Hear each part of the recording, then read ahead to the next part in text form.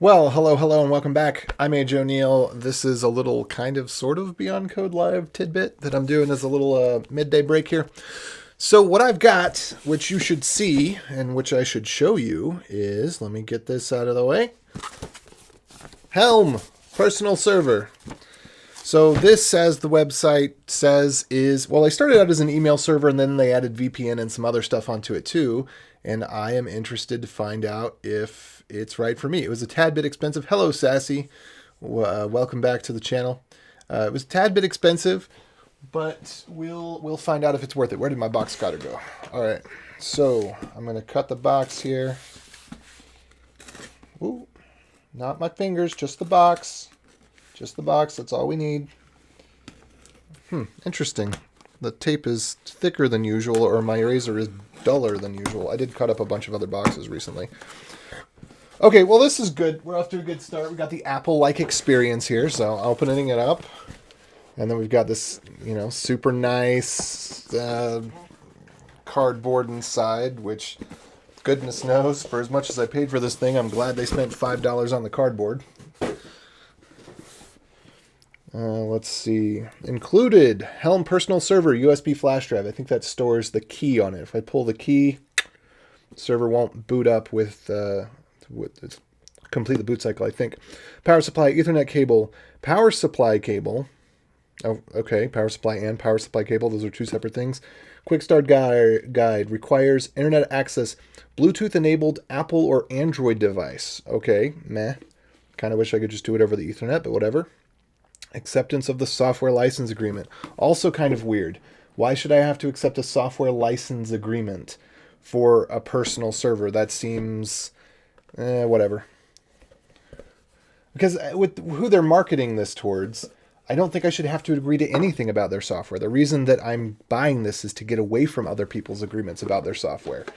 So, I'm buying the hardware. I'm not buying the software, although I am. But really, I think that they ought to open source the part that I could run myself. The part that they charge $99 a month, or not a month, a year for. Oh, but this is cool. All right, so it's got...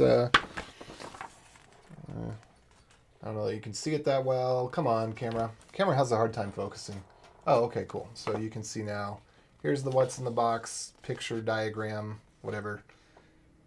There we go. We can screenshot that and look at it later, I guess. We've got some signatures on the back. That's awesome. Taking control of your online life has never been easier.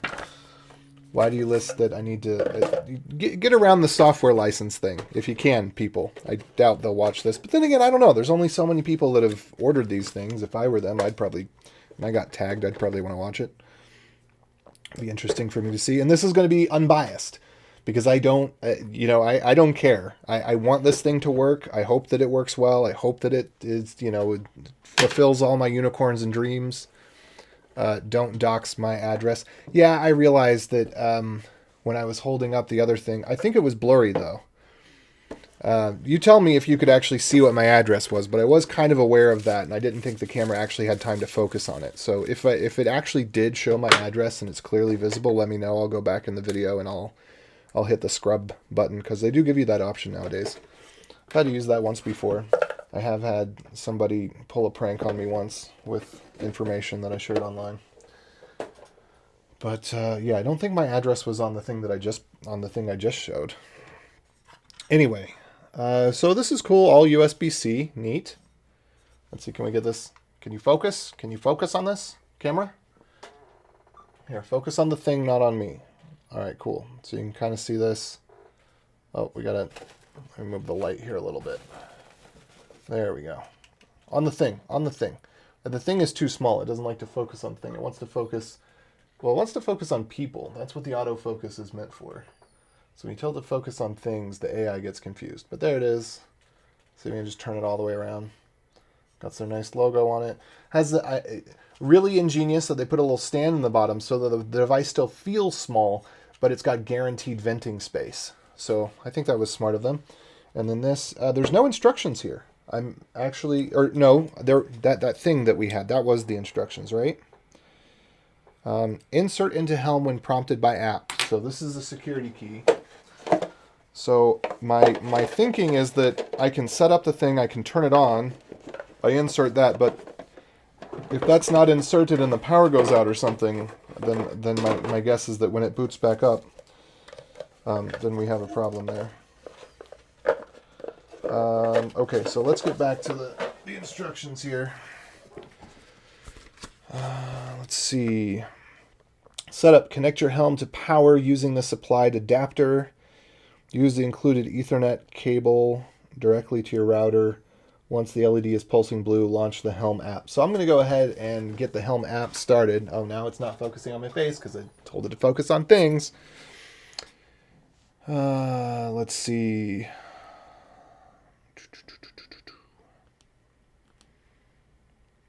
So let's go to App Store. We won't count this against the 5-minute setup time. This, the unboxing, because we take a long time on that. They say it's a 5-minute setup time. I'm thinking it's going to be 15 or 20 minutes, I'm not. 5-minute setup time is if you know what you're doing and you don't have to read anything. You open the box without any enjoyment in the process. That's 5 minutes setup. But I'm going to look for Helm. Now, there's a whole bunch of things called Helm now, which is part of the problem. Oh, don't mind that. That's just reformatting my Mac. It decided to restart. That's one that I'm selling. Let's see. Is this the Helm server? Yes, it is. Okay, Helm server. So I'm getting that app. Now I'm going to go plug this thing in. I appreciate what they've done here. We probably have, I don't know, is this a gallium nitride charger? It feels a little too light to be gallium nitride, meaning that if it's this big, it seems this big for no reason. I can't imagine that this thing consumes that much power. But then again, if they're nice, then what they're going to do is they're going to make it so that when this is plugged into power, that other devices can be fully powered just from the USB. So maybe I could plug this in and charge my Mac from it. Probably not recommended, but I'd hope that that would be actually possible. Anyway, I'm going to go plug this in. I like that they use the thin Ethernet cable. I think that for now, maybe I won't plug it directly into the router as they recommend. Maybe what I'll do instead is... And so this was my business partner and I, for those of you that are aware of that I used to have a home server business, we argued about this. I said, balls out, Ethernet, no Wi-Fi. And that's what they've done here. You're required to have Ethernet. And I think that's a reasonable and sane choice. If you're going to have a home server, don't try to do it over Wi-Fi. Require that the person have Ethernet. If they don't have Ethernet, then, they buy a $20 bridge or something, but they're really not in the right position. To be doing, you've got to qualify your customer at some point. So I'm not at all offended that this doesn't support Wi-Fi. I don't think that it necessarily should. It needs to be reliable. Wi-Fi is not reliable. Why give somebody a product that only works half the time? If you can eliminate one of the greatest points of failure, do it. Let's see. Oh, I don't know where to plug this thing in. We're just going to go right around the front and bottom for now. We're not going to try to optimize this at all. Because we'll optimize later. Okay. I gotta find the place to plug it in. And I'm sure some people were disappointed. They probably thought this worked over Wi-Fi, and then they found out and they were probably disappointed. But that's the right decision.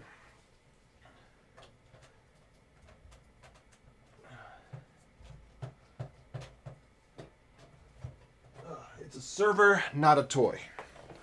Okay, I probably should plug in the Ethernet first and then plug in the power, but we'll see. If I have to unplug the power and replug it, so be it. Okay, I'm going to reach this around the back here.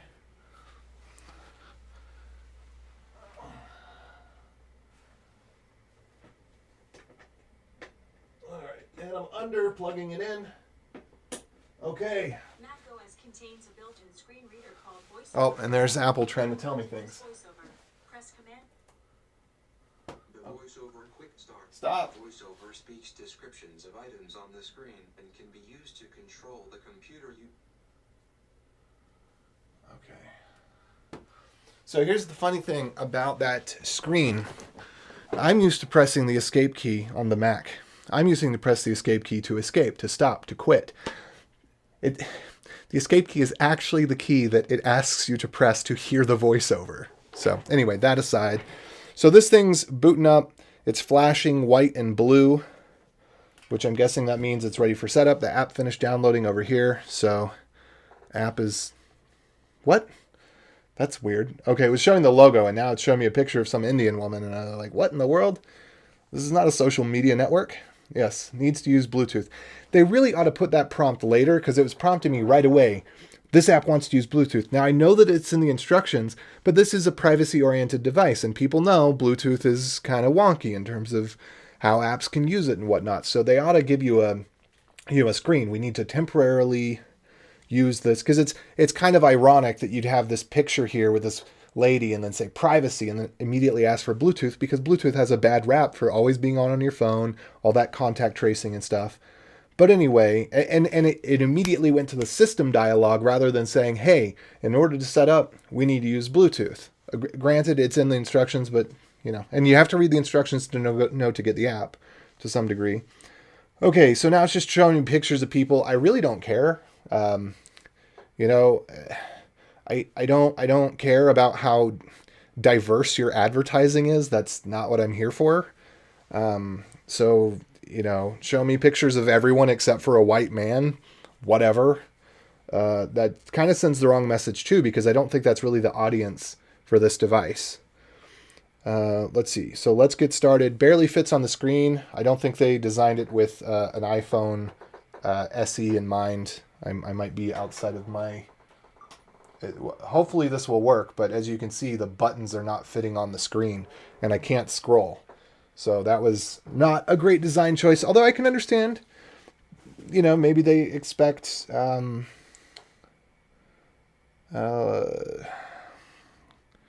They expect that people are going to have the most up-to-date phone, but again, I don't really think that's the market for this device. Okay, pairing with your Helm. Power button on your Helm will flash blue and white until your phone has paired with it. Please make sure that you are near your device within 30 feet during this process. Definitely near the device. If the button has stopped flashing, hold it down for 8 seconds until it begins flashing blue and white again. Tap rescan below and try again. This is not clear. What it wants me to do is click continue. They should just show a picture with the flashing, but it's okay. What they want me to do is click continue. Yes. Because what they did, what is not clear in the instructions, is that they have the serial number of the device on the phone, and the primary option is scan again, and the secondary option up at the top, with the tertiary option being equal, the cancel and continue are up in the same place, whereas the scan again, it already found it. So I'm just going to click pair. So you won't really see there, but, click pair, and it's got the serial number, so I only showed that for a second. So here we are with that. Okay, activate your Helm. Shortly after purchase, you received a 6 to 8 character activation code. Look for it in your welcome email or your shipping confirmation email and enter it below. Ooh, you're asking me for emails from a year ago? That seems kind of odd. I guess what they're trying to do is have it pair with my existing account without having me sign in, which is nice. But this was a pre-ordered product, and then I completed the order 6 months after they finally told me it was available, because by the time it rolled around, and it's kind of expensive, and the lower cost model wasn't available anymore. So I kind of had to, decide to put it in my budget at some point. All right, so activation code Helm. I'm searching for that in my email right now. Apparently I'm searching for that on search. I thought I was searching for it in my email. Let me go back here. I went one bar too high. So sorry, you're not going to see me searching through my email. You know how that is. Let's see. Shipment. I see a bunch of stuff from Helm about the shipment. I don't see anything that says activation code. So maybe we can go back further. Let me just search Helm again. Maybe I'm just searching for Helm. I'm not searching now for activation code, because activation code for some reason was showing ship. Maybe okay, let me check. Maybe the activation code is okay. That's why. So in every single shipment email, the activation code is at the bottom. So I'm going to go ahead and enter the activation code. Let's see here.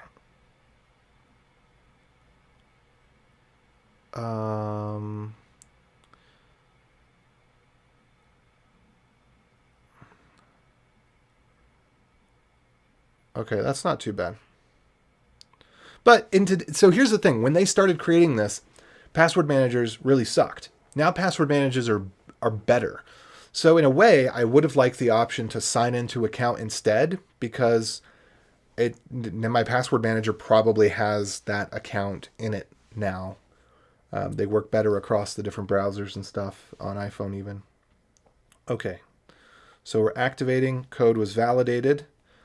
Seems kind of weird. I know why else they need the code, kind of, sort of. It relates to the subscription, because the first year of subscription is included with the activation of the device. And so they probably want to link it, but it already had the serial number. So, but then again, what software you put on the device versus the serial number of the hardware, correlating those two, and the quality assurance, not quality assurance, but the manufacturing process might be more difficult. I don't know. No, because it must be there anyway. Because basically, to do this, what you have to do is you have to put some software on the device. You have to plug it into a network in a fixture where it's designed to go. Let it power up, let it do its thing, and register. I could be wrong about that, but I think for the most part, that's kind of what you have to do when you do one of these. Is you have to manufacture it and then register it, or I don't know. Maybe this is part of that process. Anyway, we're continuing. The light is now solid white, so I think everything is good here. Now it says configure your domain. And this one, I don't know. Do I want to find and select a new domain? Because here's the thing. The domain cost is included as part of the $99 a year subscription. But I have an existing domain that I think that I would like to use for this. So the question is, tomato, potato, what do I do? So I wasn't thinking about this enough. I'm gonna go do this right now. Let's see if I can find anything that I want that's in the cheapo range. Nah. The least expensive domain that I actually want right now. Oh, wow. Maybe they'll let me get this. It's a $20 domain. Find and select a new domain. So I want to get, I thought it was $100 a year. I think they took their prices down. Okay, they only support traditional domains. So they only support .com, .org, and then the two-letter domains, such as .co, .b. They're really restrictive on that, which kind of stinks, which makes me wonder. Oh, and they have .life and .republican, which, by the way, is owned by not owned by a. Don't ever buy a .republican domain if you're a Republican. That would make no sense, because the ownership of it is not. It's not by Republicans. .red, .run. Okay, so so there are some of the non-traditional domains, but it doesn't give me the one that I want. So I'm going to try this one more time. Let's try. This would be the process that would take 20 minutes right here. So I'm not going to do the get my own domain setup. I'm going to go use an existing domain and let me see if it will allow me to do it. Okay.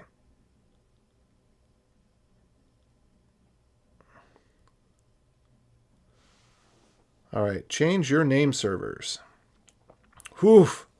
And it wants me to change them to AWS, and we know that AWS is not good when it comes to... All right, so to get this thing set up, I think what I'm going to do, since it's not like they're going to give me an account credit if I don't sign up through them. Oh, gosh. No, I can't go back. I've got no back option. So now that I've done this, now I have to set it up. Okay.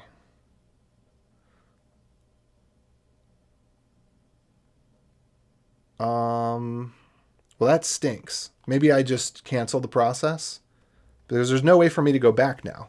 Hey, how's it going, Stir? So I'm stuck on this screen, which, again, between the camera focusing on my face and whatnot, there's no option for me to go back. It's asking me to change my name servers, which I probably shouldn't have just shown that on camera, whatever. Because those are supposed to be unique to me. Now I just made myself a target. Oh, well. Well, it's okay, because you know what? I'm going to go back through the process. I don't want to continue. Seriously?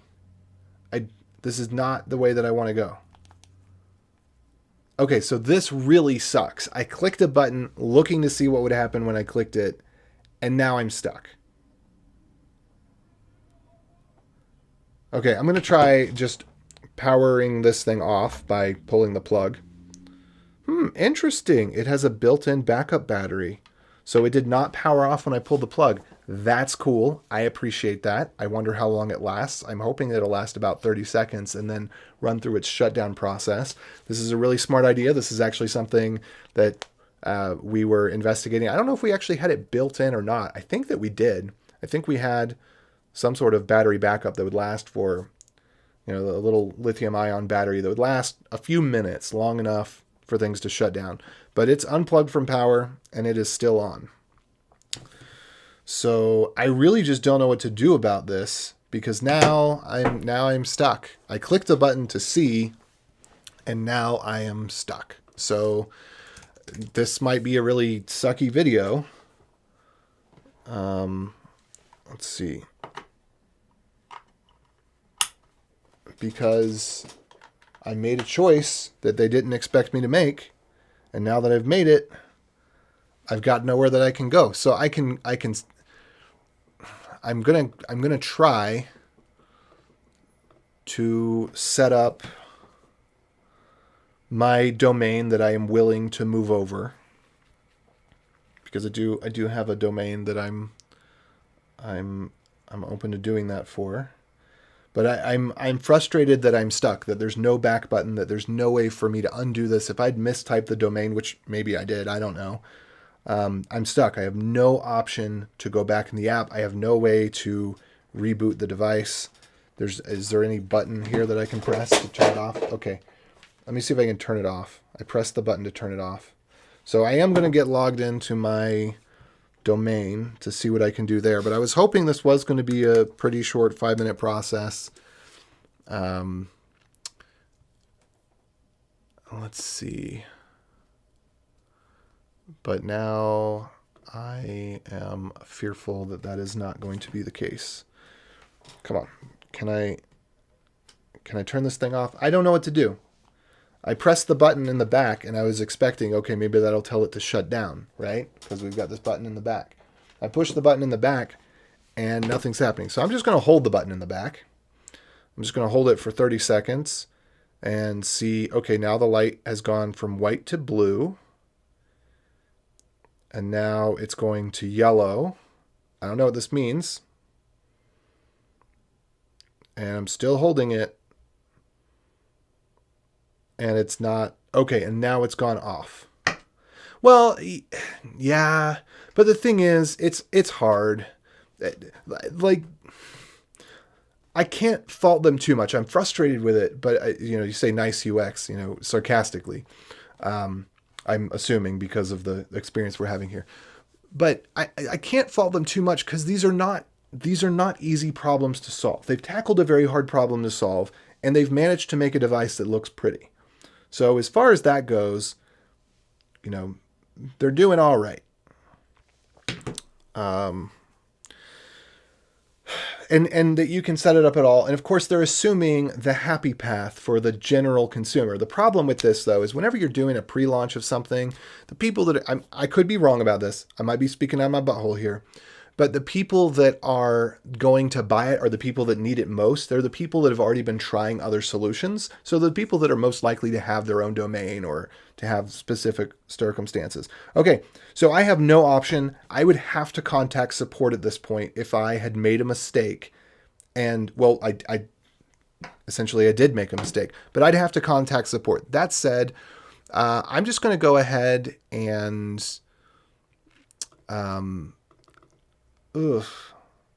This is not cool. This sucks. I have to contact support because like,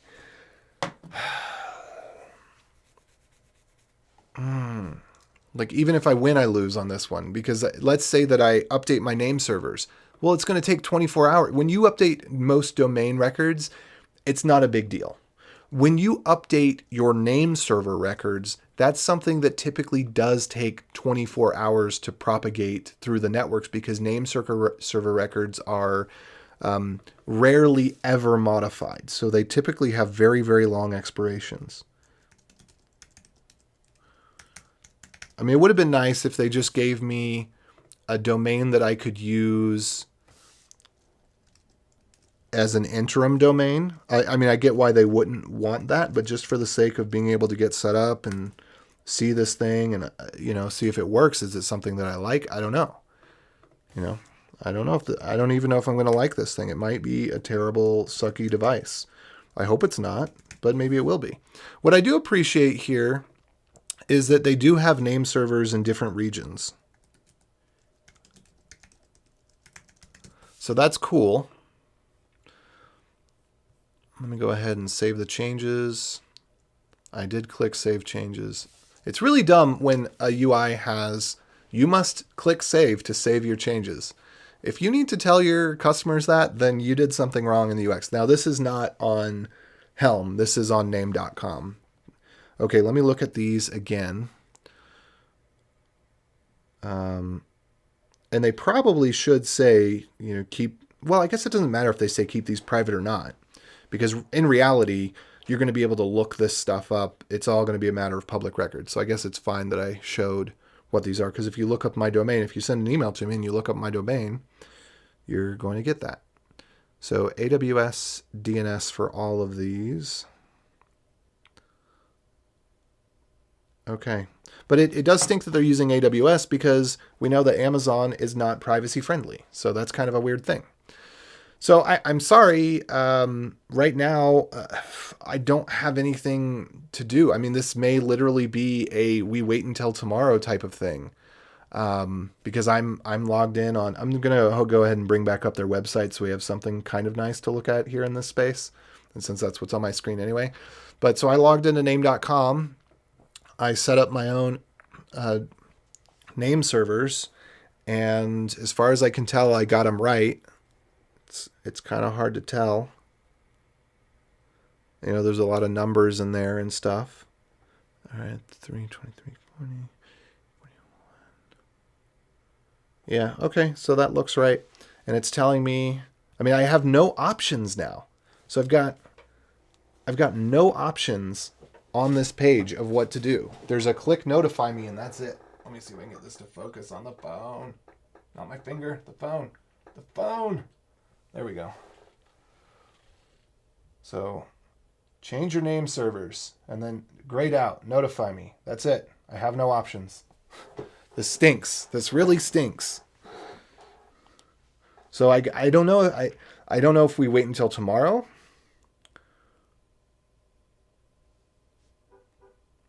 Or it may take several minutes to complete setting up your new domain. You may continue once the values have been confirmed. Okay. So what I'm going to do, I'll show you what I'm going to do. I'm not going to show you my domain. I don't think it really matters that much, but I'm with all the other stupid mistakes I make, and I'm sure you've seen this stuff before. But anyway, so if you do a dig plus trace to say google.com, then you're going to get all of the information that they have to offer.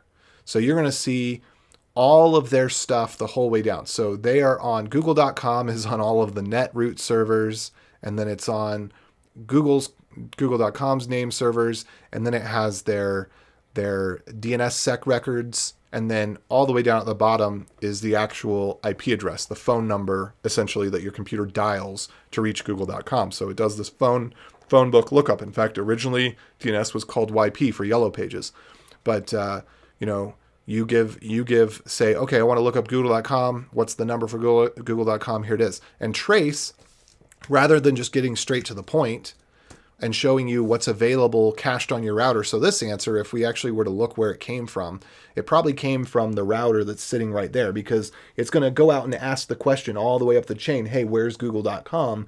But then if it's a site I use a lot, which actually I don't use google.com specifically that much anymore, it's going to stay in cache. And so when I do a trace, it's saying ignore the cache, follow the whole chain from the top and go all the way down. So if I do a trace right now on my other domain, which I'll do on the other screen here, I should see but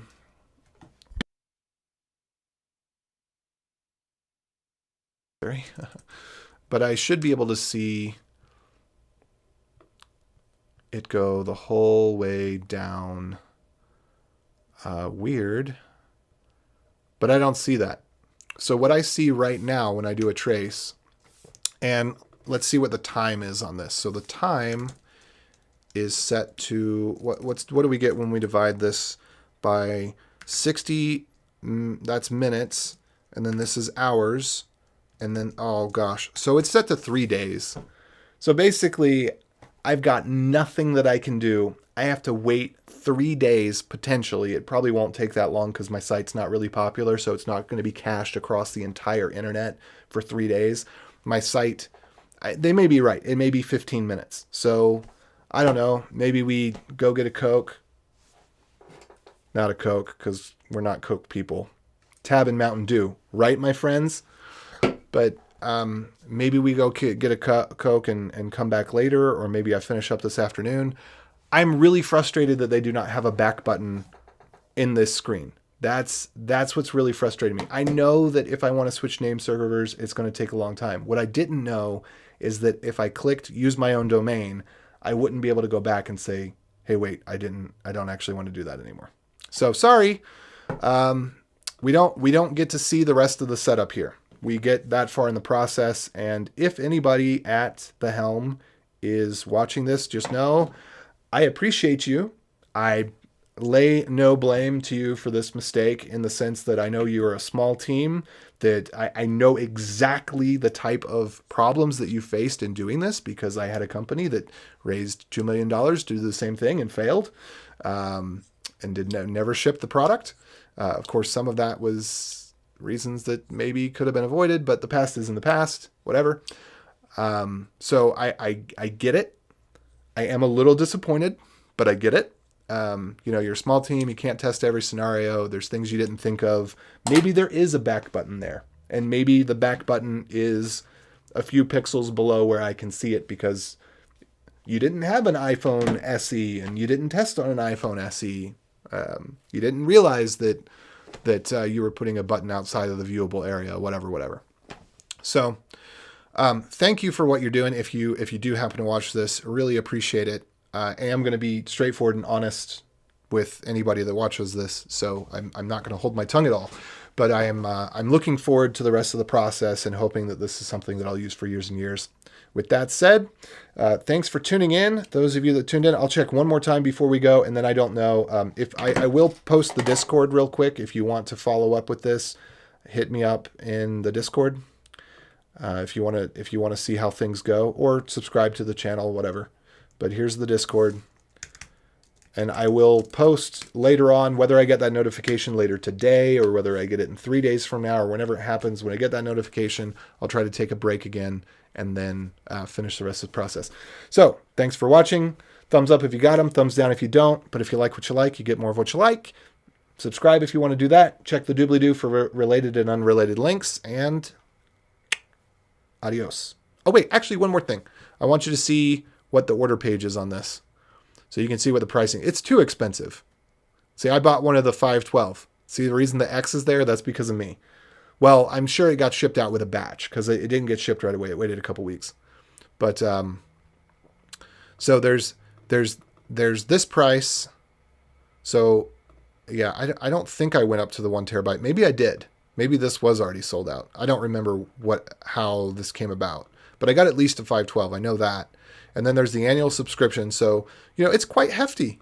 It's $500 is, that's not chump change. But again, they're solving a really difficult problem. I don't know if they're going to be successful, to be completely honest. I don't think that this is going to be something I'm going to be able to use for years and years. I don't think that their business model is going to prove to be super sustainable. I hate to say that, but I know the challenges that exist in this business model, and I don't see the indicators that I'd like to see that would tell me, yes, this is a growing business and it's got a bright future ahead. That said, if everything else fails and the business completely folds, at $99 a year, they will be able to continue offering the services that they offer so that the thing works. It should not become a bricked device. It may not be profitable, but it should be maintainable. If they do nothing but take money and pay bills, this will work until the end of time at that price point. Or, it can withstand a lot of inflation. Let's say that.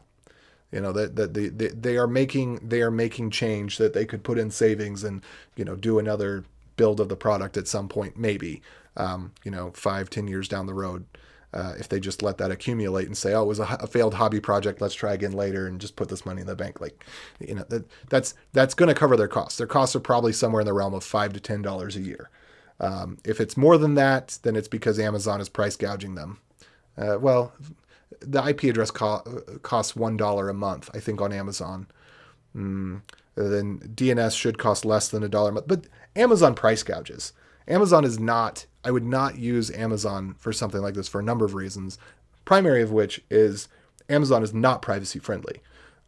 They are not nonpartisan. They are very partisan in terms of their politics and the way they play in the global community. So they could take someone like Helm offline very discriminately. But also, Amazon's just terrible when it comes to their pricing. They've got to be the most expensive. I'm curious, with a small company like this, why they didn't go with someone like DigitalOcean, or maybe mix it up a little bit, throw in a little Azure in there too. Microsoft is at least more reliable on the business side because they'll put out, you know, diversity pictures or whatever, but they don't play hardball. They're focused on business. They're not focused on politics for the most part. You know, and I'm all for diversity, especially diversity of thought, but I like meeting people from different cultures and all that.